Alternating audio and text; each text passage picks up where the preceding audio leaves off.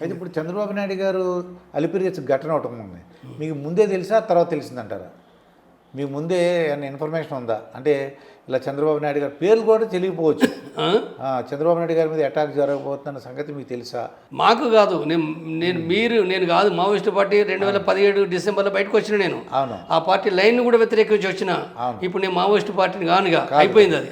ఆ టైంలో కాబట్టి ఇప్పుడు నేను ఒక కమ్యూనిస్ట్గా జీవిస్తున్నా, నేను కమ్యూనిస్ట్గానే జీవిస్తున్నా. నేను ఏ పార్టీలో ఉన్నా లేకున్నా ఒక కమ్యూనిస్ట్గానే నేను చెప్తున్నా. అంటే ఈ ప్రశ్నకు నేను అంటే మీరు అంటే నేను చెప్పాలి. మరి నేను ఇప్పుడు ఏదో మావోయిస్టు పార్టీ అన్నట్టుగా అంటే చూసే పాఠకులు ఉంటారు కదా, ఇంకా మావోయిస్టు పార్టీకి చరిత్ర అంతా ఇన్ని చెప్తానంటే మావోయిస్టు పార్టీ అనుకోడు. నేనేం మావోయిస్టు పార్టీని కాను, ఏమీ కాను నేను.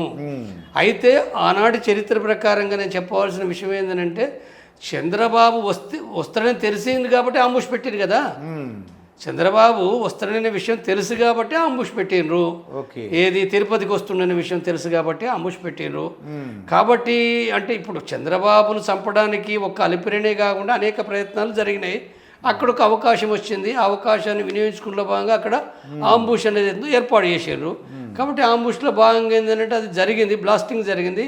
అది అక్కడ చంద్రబాబు చనిపోలేదు. ఇది జరిగిన ఘటనది.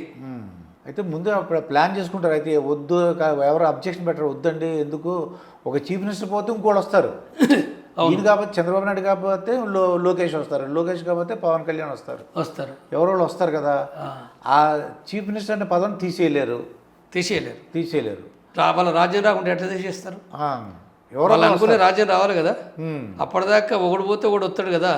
ఒక భూస్వామి పోతే ఒకడు వస్తాడు, ఒక ఇన్ఫార్మర్ పోతే ఇంకో ఇన్ఫార్మర్ వస్తాడు, ఒక పోలీస్ చనిపోతే మరొక పోలీసు వస్తాడు. పోలీసులకి తక్కువే లేరు కదా, ఎంతమంది అయినా రిక్రూట్ అయితేనే ఉంటారు. కాబట్టి వాళ్ళ యొక్క విధానం ఏంటంటే, వాళ్ళ విధానం ప్రకారంగా అంటే ఇప్పుడు వాళ్ళు చనిపోతున్నారు కాబట్టి, వాళ్ళను ప్రభుత్వం చంపుతుంది కాబట్టి దానికి ప్రతిచర్యగా దాని ప్రతిఘటన అంటున్నారు వాళ్ళు.